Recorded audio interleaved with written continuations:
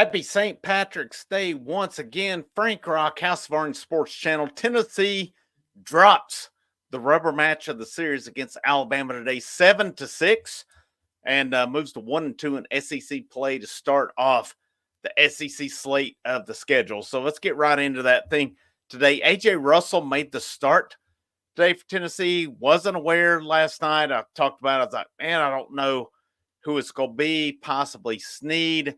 And we kind of looked at those a little bit, but it was AJ Russell today for Tennessee. And then his thing for the day, let's see. Let me get down back to it. This thing's a little glitchy. 2 innings, 2 hits, 1 run, 2 strikeouts,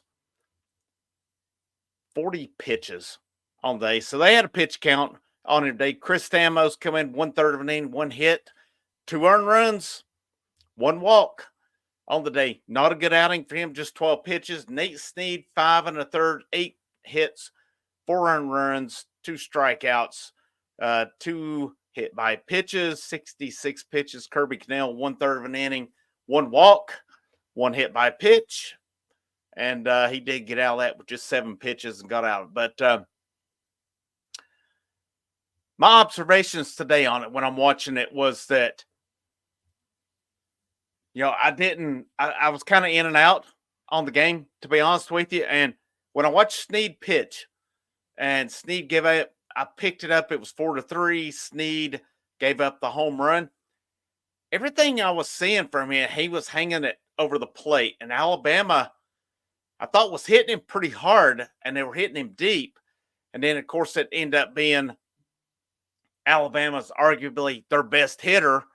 Took him deep in the 8th inning. But, where's in the past, I got a lot of questions on this one because I sat in person last year in Columbia, game 1 of the Saturday doubleheader. Chase Dollander dominate throughout, got to the last inning, and then, or next to the last inning of the doubleheader, gave up a single. Vitello jerks him. Chase Burns comes in, gets destroyed.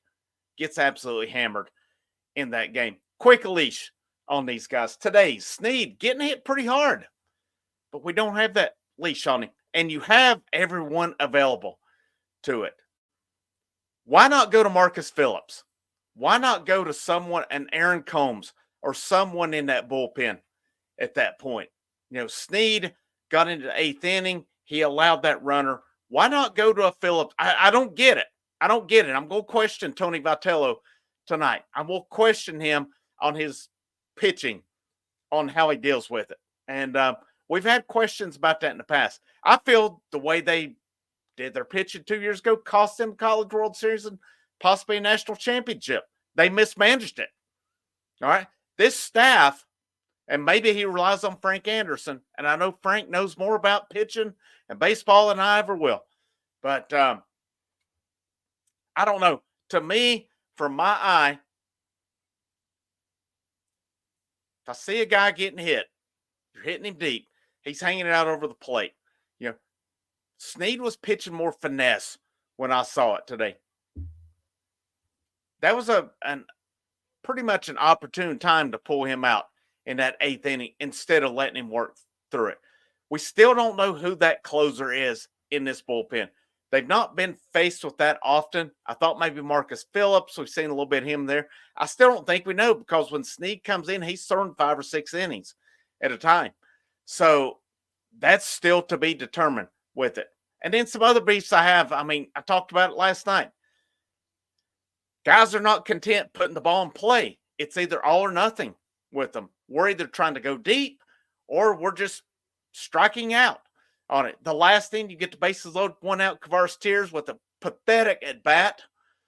Dylan Dreiling comes up and walks. Robin Villeneuve ends the game on a sorry ass at bat. I'm sorry, that's pathetic. And I talked about my concerns with Robin Villeneuve's at bats. He struck out 3 times again today. This guy has got to, I love what he brings with his home run potential, but he has got to adapt to SEC pitching that is smart enough to pitch around him. You give me a guy who has control, who can control his off-speed pitches, I will call pitches to strike out Robin Villeneuve 100% of the time on it, unless my pitcher misplaces one. All right. He's got to adapt. He has to adapt to it. You can't end the game on that. Last night I talked about guys taking too many pitches. Today we saw it, guys just free swinging. Free swinging. You have to have different approaches. If a dude grooves you one down the middle, yeah, swing away. See how far you can hit it. If it's a guy who has good off-speed stuff, who can locate his stuff, you have to learn to be able to go with the pitch. This Tennessee baseball team, if they don't adapt to that, they're going to have a hard time in SEC play. They've already dropped the first conference series of the season 1-2 on that. They go to 18-3 on the season. Is the world lost today? Absolutely not. It's first series of the season. But there's a lot of things from this weekend I did not like that I've seen. And I wonder if part of that has to do that they've really not played a good competitive game since Arlington. Yeah, I know UNC Asheville and Southern Indiana gave them games. When it boils down to it, though, are those SEC teams? They're not. They're just not. And, I hope A.J. Russell will work his way back where you can get more innings out of him. You got to have another plan for Nate Snead. Okay? This dude's supposedly throwing 99 to 101. Utilize that. Quit fiddling around with it. I have bad news for Vol fans. I see a lot of them taking joy when Wake Forest loses. Here's the bad news I have for you. Pay attention to those Saturday starts and what's happening. See how much joy you have on those Saturday starts and who's starting those games and looking dominant. Yeah, it'd be real nice to have him in that rotation. And I still say, Chase Burns is getting all the blame for leaving. Tony Vitello and his staff dropped the ball with Chase Burns. I want to call him on it. I'm going to call him on it. He's God's gift to baseball in Knoxville. Love Tony Vitello. He has flaws. They've got to fix some things with their fundamentals, being able to hit baseballs when you can move runners or get them in. This is something this team is not and has not been able to do. I would like to see more from them. We saw poor base running again last night. It's been something that's happened for years. We saw poor alignment of the infield on this. This team has too much potential to be messing around and playing. This is an analytics-based baseball team. You guys know my opinion on analytics. Is there a place for numbers? Yes. Is there a place for data? Yes. You play your infield straight up. More times than not, a normal infield is going to prevail. Home run or nothing, that's bullshit. It just is. All right? Yes, I want guys to be able to drive the ball, absolutely. But also, I want a guy in a situation when you have less than 2 outs and the base is loaded to be able to make contact and move runners in. If you hit in a double play, you hit in a double play. I would rather do that than to go up and strike out with pathetic swings on balls like we saw today with this team. This team has a lot of growing up to do. They found out the hard way this weekend. You get an SEC play. This is a man's game. All right? This is a man's game with it. Tennessee found they come out Friday night. They dealt with a wild pitcher who's a projected first 2 rounds pitcher, but the guy was fidgety. He was a little off Friday night. They made him pay. They did good things Friday. Saturday and Sunday had opportunities. They did not take advantage of them. And, some of this coaching staff's got to go look in the mirror. Again, am I overreacting? Possibly. But that's what I do.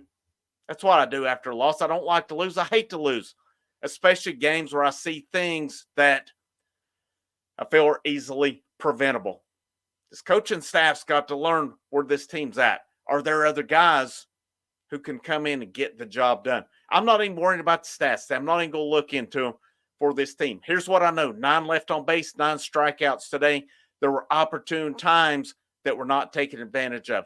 Here's what else I know. Tennessee's 1-2 in conference play in games that were extremely frustrating, very winnable, and games that they need to take care of moving forward.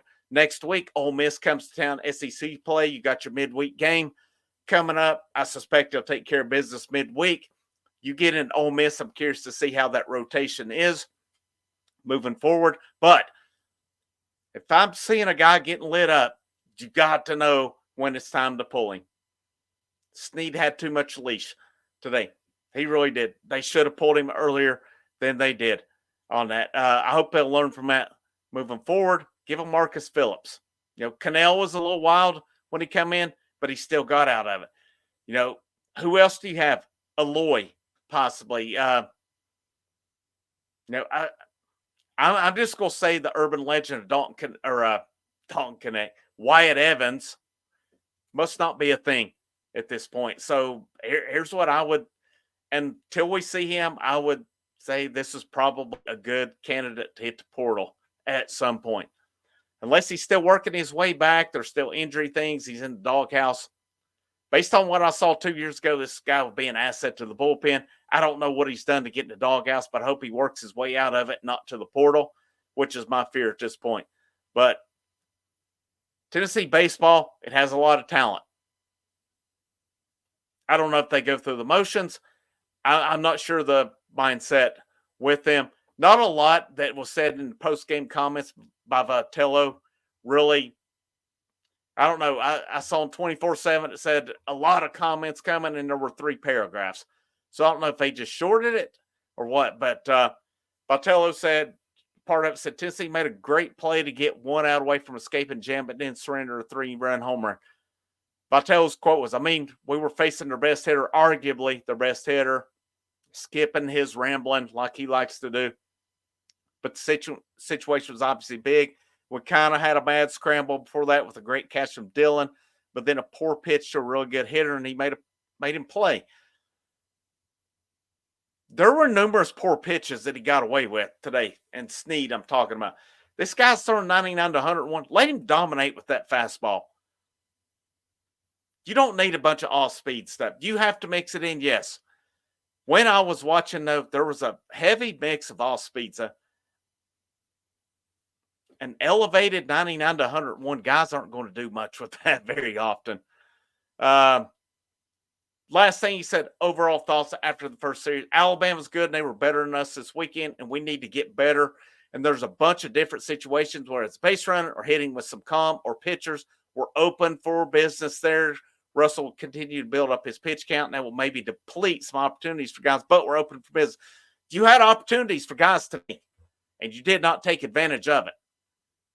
Snead didn't need to come in through 6 innings or 5 1/3, 5 2/3 when he's starting to get hit hard. You got to manage your bullpen better, and we'll call Tony on that one. Again, I know how much people, I love Tony Vitello as well. I still have questions about his ability to win a college World Series. I don't think with his managing style he can do it. I'm just being honest, guys. I do not think this team can do it because they don't know how to play small ball. They don't know how to play fundamental ball, and they don't know how to move guys. It's all or nothing with them. And they mismanage their pitching staff. As much as I like Frank, as much as I like Tony, I know it's hard to manage. I know it is. I really do. But when signs are there, signs are there. You cannot hide that. I'm going to wrap this thing up. I'm about 14 minutes. I don't want to go too much longer, but I just dropped a video earlier about Tennessee's NCAA draw for basketball. I hope you'll tune into that. Lots of stuff coming this week on football. Basketball, we'll get into some baseball stuff as well. As there's a good chance I'm going to drop a video that calls out Tony Vitello. I'm just going to, I love him. I really do. I would want no one else in Knoxville. But he's got to adjust. He's got to adjust if we're going to get over that hump. And by no means do I ever want him to leave. I hope he retires from Tennessee. So please don't say, oh, here's a guy jumping off. Nope, not at all. But I can also, as a guy, feel that I'm a pretty good baseball guy. I'm not Tony Vitello or anything, but there are some things I would like to see better from him. A lot of stuff coming this week. I hope you'll tune in. My name's Frank Rock. Happy Valentine's Day. Good God. Happy St. Patrick's Day. This is the House of Orange Sports Channel. As always, go Vols.